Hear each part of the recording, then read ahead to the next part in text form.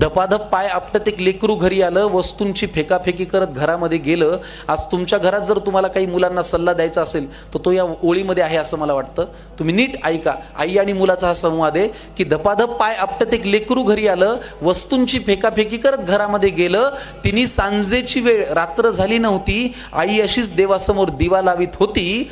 जगासमोर जे चालत नव्हतं ते घरामध्ये मध्ये मात्र चाललं. बाहेर जे बोलता येत नव्हतं ते लेकरू आई समोर बोललं. म्हणाला, खोटारडी आहेस तू आई, खोट्या मार्गावर चाललीस, आजपर्यंत माझ्याशी तू खोटच बोललीस.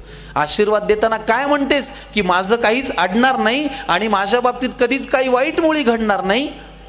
आईपासून काय लपतंय तिच्या लक्षात आलं. तिने बाळाला घोटभर पाणी प्यायला दिलं.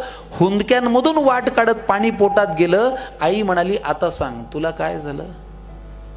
तो म्हणाला, लोक आई विचित्र झालेत फार, सतत सगळे माझ्यावरती खाऊन असतात खार. त्यांच्या त्या अशांत अस्वस्थ नजरा मला कळतात, जाणवतं मला माझ्यावरती ते खूप खूप जळतात. बरं, माझ्याविषयी माझ्या माघारी बोलतात लोकांजवळ, मी पुढे जातोय ना माझा माझा, का पोटात यांच्या कळ. बरं, वाईट याचं वाटतं की या वाईट लोकांचा एक संघ झालाय आणि मी वाईट वागत नसून यांनी मला बाजूला केलाय. आई म्हणाली, बाळा तुला माझा प्रश्नच नाही कळला. मी तुला काय झालं म्हणाले, तू त्यांचा त्रास सांगितला. सोडून दे ना तुझ्यावरती ते रुसतायत का हसतायत, कारण तुला पूर्ण करायची स्वप्न ही तुझ्याच डोळ्यांना दिसतायत. त्यामुळे तुझ्या अपयशाची लोक पाहतायत ती सगळी स्वप्ने खोटी कर. तुझ्या अपयशाची लोक पाहतायत ती सगळी स्वप्ने खोटी कर. दुसऱ्यांची रेघ पुसण्यापेक्षा तू स्वतःची मोठी कर. आणि हे केलंस तर तुझं खरंच काही अडणार नाही. आणि आई आजही तेच म्हणेल, माझ्या बाळाचं वाईट काही घडणार नाही. आईच्या तोंडी देवाचा साक्षात्कार घडला आणि तिने लावलेल्या दिव्याचा लख प्रकाश पडला. तिने लावलेल्या दिव्याचा लख प्रकाश पडला.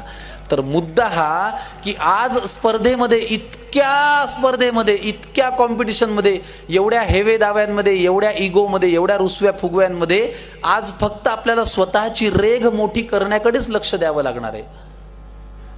मला नेहमी प्रशांत दामले असं सांगतात, मलाही कधी कधी वाटतं की यार या लोकांची 6 पॅक बॉडी आहे, आपण सुद्धा करावी. सर मला म्हणतात, ते तुला झेपणार आहे का, तू खातोस वरण भात, तुला होणार आहे का ते. नाही, मग तुझ्याकडे काय आहे त्याचा चार्ट कर.